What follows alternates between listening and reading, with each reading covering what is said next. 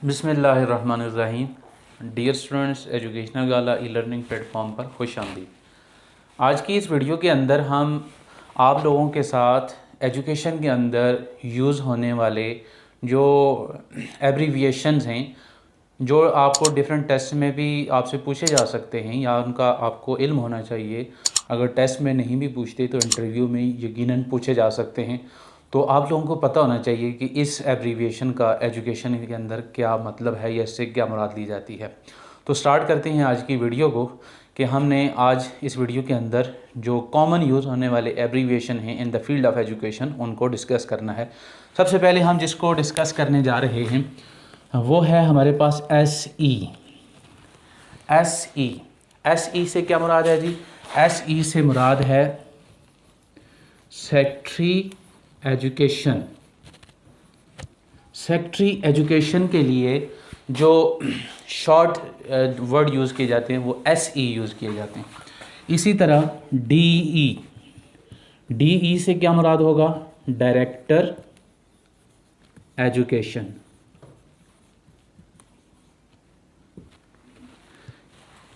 यानी S E stands for secretary education and D E stands for director education, या secretary of education भी कह सकते हैं, डायरेक्टर ऑफ एजुकेशन भी कह सकते हैं।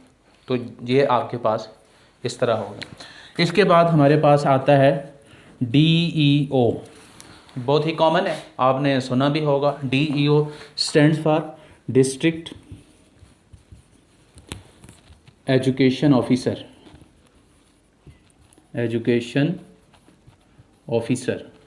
इसी तरह AEO जिसको हम AEO कहते हैं, AEO मुख्तसर कह देते हैं हम AEO क्या होता है जी? Assistant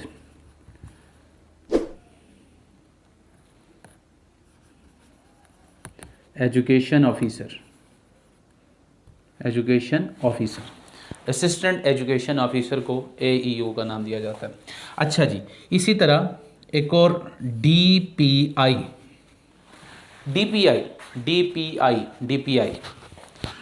stands for director of public instruction. Director of public instruction को DPI कहा जाता है, DPI। इसी तरह DDO हर इदारे का एक DDO होता है। अब सवाल की पैदा होता है DDO कहते किसको हैं, किस बला का नाम है? तो DDO stands for drawing and disbursement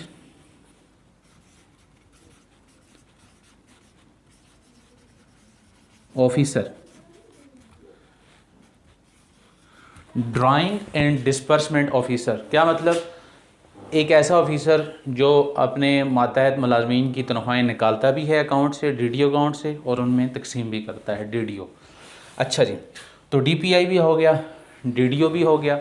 अब इसके बाद हम कुछ और चीज़ों को डिस्कस करते हैं जो कि एजुकेशन के अंदर उनका ज़्यादा इस्तेमाल। अच्छा जी, कहीं पे अगर लिखा हो PS से क्या मुराद होगा? Primary school. ये शॉर्ट सा लिखा जाता है, प्राइमरी स्कूल। इसी तरह MS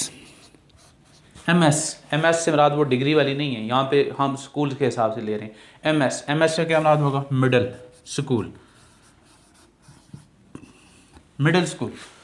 स्कूल को क्या कहा जाएगा? MS। इसी तरह हाई स्कूल को क्या कहा जाएगा? HS लिखा जाता है हाई स्कूलों, शॉर्ट सा एब्रीविएशन। तो इसका मतलब क्या है? High school. इसी तरह higher secondary school, HSS। Clear? HSS stands for higher secondary school. तो ये हैं। अब हम नेक्स्ट इनको रेज करके नेक्स्ट आपके सामने उनको लिखते हैं और उनको डिस्कस करते हैं कि इन एब्रीविएशन के क्या मतलब है। अब हमारे पास एक और abbreviation most common BISC stands for board of intermediate and secondary education.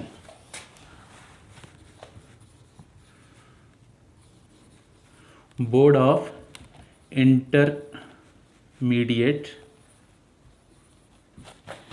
And secondary education. जैसे मीरपुर बोर्ड है, उसको शॉर्ट सा लिखते हैं BISE, मीरपुर AJK। AJK भी एक एब्रीविएशन है, यकीनन पता होगा, Azad Jammu and Kashmir.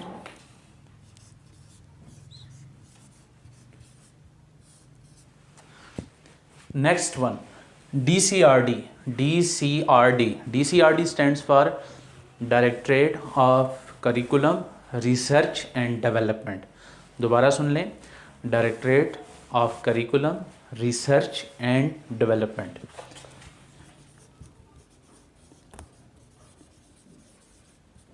Of curriculum research comma and development, DCRD। ठीक है, इसी तरह DEE ये भी एक अलग से डायरेक्टरेट है जिसको D कहते हैं। DEE ये क्या है जी? अगेन ये डायरेक्टरेट ऑफ एजुकेशन एक्सटेंशन, तोसीए तालीम का जो डायरेक्टरेट है तोसीए तालीम का, उसको D कहते हैं, DEE। अच्छा जी, इसी तरह DDS किसको कहते हैं? DDS divisional director of schools. Divisional director of school, जो डिवीज़न की सतह पे सारी की सारी चीज़ों को ऑब्ज़र्व करता है, उसको DDS कहा जाता है, DDS। अच्छा जी, इसी तरह हम और चीज़ों को देख लेते हैं। ACR क्या होती है? एनुअल कॉन्फिडेंशियल रिपोर्ट, एम्प्लॉय की सालाना, और ये 31 दिसंबर को लिखी जाती है, यानी जब एक साल मुकम्मल हो जाता है उस टाइम पे एक सरकारी मुलाजम की ACR लिखी जाती है, एनुअल कॉन्फिडेंशियल रिपोर्ट।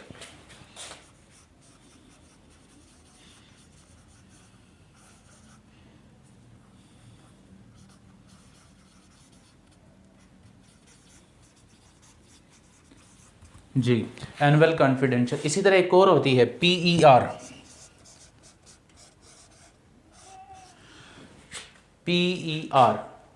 ये क्या है? Performance evaluation report. Performance evaluation report.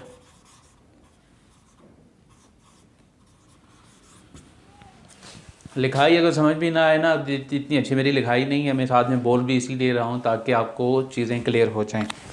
तो ACR annual confidential report, PER stands for क्या है जी?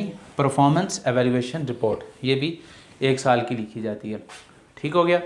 अब इसके बाद हमने कुछ और चीज़ों को डिस्कस करना है। IER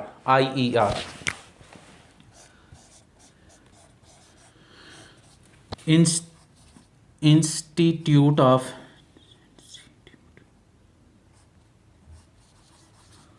educational research.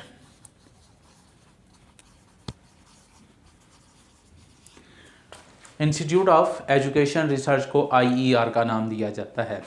अब हम नेक्स्ट एब्रीविएशन की तरफ बढ़ रहे हैं जी। नेक्स्ट हम डिस्कस करने जा रहे हैं यूनेस्को, UNESCO, यूनेस्को। बहुत ही कॉमनली यूज़ होने वाला है UNESCO stand for United Nation Education Scientific and Cultural Organization. दोबारा सुन लें, United Nation Education Scientific Cultural Organization is called UNESCO. इसको क्या नाम दिया गया? यूनेस्को। ठीक है। इसी तरह एक और आपके पास एब्रीविएशन यूज़ होता है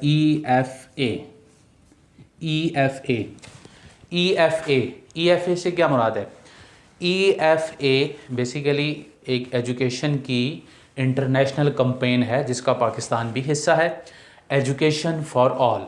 EFA stands for education for all, याद रखिएगा, EFA education for all, EFA। इसी तरह MDGs,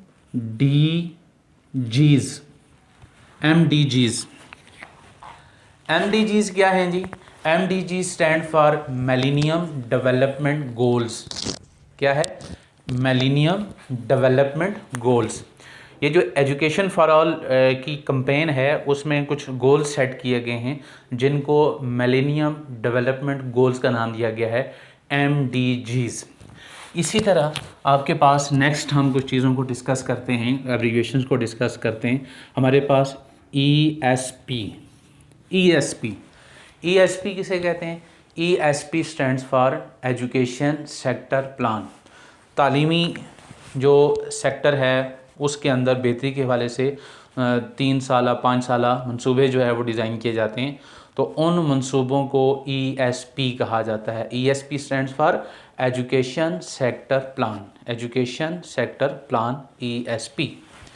अच्छा जी, इसके अलावा हमारे पास और जो हैं एब्रीविएशन जो यूज़ होते हैं उनको हम डिस्कस कर लेते हैं। ISO International Standard Organization, International Standard Organization stands for ISO, short ISO। इसी तरह हम जो है वो एक UN तो आपको पता होगा, यूनाइटेड नेशन, ठीक है।